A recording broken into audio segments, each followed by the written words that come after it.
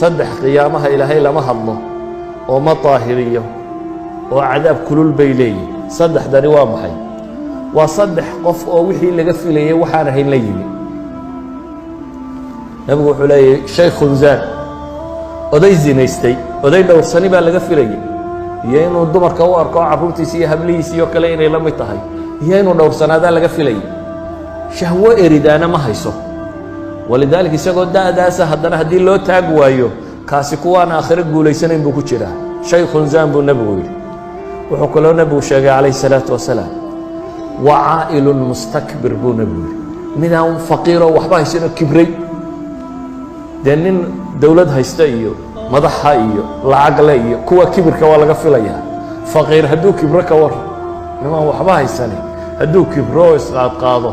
kaasina waa waxaan loo filaynin kan waa laga yaabaa nebigu ilaahay qur-aanka waa ku tilmaamaya kallaa ina alinsaana la yadqa an ra'aahu istaqar bini aadamku waa qooqaaba ilahay waa kibraa markuu arko isagoo kaaftoomay isagoo amarkiisa wuxuu yidhaahdaba la fulinayo ama wuxuu doono samayn karoo lacag haysta laakiin midaan waxba gacantiisa ku jirin oo faqiir hadduu kibro kaasina waa mid subxaana leh idan waxaa la tilmaamayaa waxa cagsigiisii inuu yahay acmaashu hadday ka madhnaato mubtilaadkana way ka fiican tahay acmaashii nawaaqista iyo mubtilaadku la socdeen yaa ayuha aladiina aamanuu laa tubtiluu sadaqaatikum bilmanni waladaa baa ilahay kuwa iimaanka laga helayo sadaqooyinkiina ha ku borinina bilmanni waladaa manigu waa mana sheegasho gallad sheegasho berigii caynkaa waa nigii waxidhi siiyey berigii caynkaasa waa nigii caynkan yeelay kuwaa soo baahan intaasaan siiyey waxaaga haddaad ku manno sheegato camalkii wuu burayaa ajarkii heli maysid haddaad adaa ka dabageyso wax dadka dhibayana eraya xunxun iyo maag iyo wax haddaad ugu darto qofka adigoo wax siinayabana iyana waa kaa duminaysa acmaasha wax badan oo buriyaa jiro aan riddo ahayn مثلا يا أيها الذين آمنوا لا ترفعوا أصواتكم فوق صوت النبي ولا تجهروا له بالقول كجهر بعضكم لبعض أن تحبط أعمالكم وأنتم لا تشعرون علماء waxay leeyihiin riddo maaha laakiin waa muxbit lilcamal مثلا salaadii casare laga tegey waa kii nebigu tilmaamay maalintaa camalkeeday burinaysaa riddo maaha bay leeyihiin qolada aan qabta inaanay tarku salaa inaanay kufri ahayn mid iyo laba haddii laga tago inaanay kufri ahayn qolada qabta waxay leeyihiin riddadii maahay waxa weeyaan maxay waa mubtil lilcamal waa min mubtilaat alcamal idan waxaynu tilmaamaynaa acmaasha saalixa aad samayso kullama aad ka fogayso dunuubta iyo waxyaabaha kalena iyana waa wax camalka ajarkii laga helayay badiya waxyaabaha badiya waxaa ka mid a bay culammadu yidhahdaan fadiilatu ijtimaaci alacmaal bacd alacmaal haddaad maalin isku samayso ay kulmaan iyana way tiro bataan maxaa ka mid a haddaad waa barisato adoo sooman maalin hadday isugu kaa kulmaan soon iyo miskiin aad quudiso iyo janaaso aad raacdo haddaad kulmisato soon iyo janaaso aad raacday iyo miskiin aad quudisay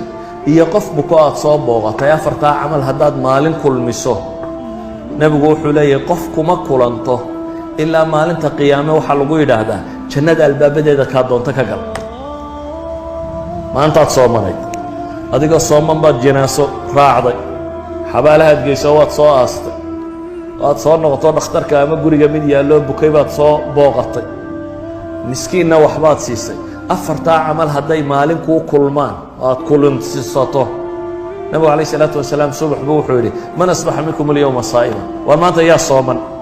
abibakar baa yidhi aniga markaasuu nebigu yidhi maanta yaa raacay man tabica minkum alyowma janaasa yaa janaaso raacay abibakar baa yidhi aniga maanta yaa miskiin wax siiyey buu nebigu yidhi abibakar baa yidhi aniga maanta yaa soo booqday buu yidhi qof buka abubakar baa yidhi aniga markaasuu nebigu yidhi ma jtamacna fii imri'in ilaa dakhala aljanna marka laydin leeyahay abubakar dad buu u fadli badnaa cidna maaha de bilaashi maaha wax lagu fadli bataye waa iimaan iyo acmaal waa acmaal ay samaynayeen dadka kariyo u feejignaayeen weliba culamada badh baa waxay idhahdaan salaad subax baa su-aalaha la isweydiinayay salaad subax intuu ku soo socdo intanba soo sameeyey idan ayuha alxiba waxaynu joognaa bil ramadaan waxaynu u baahanay inaynu acmaasheenna tiro badino kow siday u kala fadli badantay inuu ugu dadaalno ilaahay waxaan ka baryayaa subxaana wa tacaala inuu acmaasheennaga aqbalo siday u kala fadli badantayna inuuna waafajiyo bishaasi intuu dembigooda dhaafay inuu inagu daro intii naarta laga xoreeyey inuu inagu daro intii camalkooda la aqbalay in alla subxaana wa tacaala inaga yeelo inaga iyo inta muslimiinta ee kaleba inteennii dhimatayna in ilaahay u naxariisto inta noolla alla uga daba naxariisto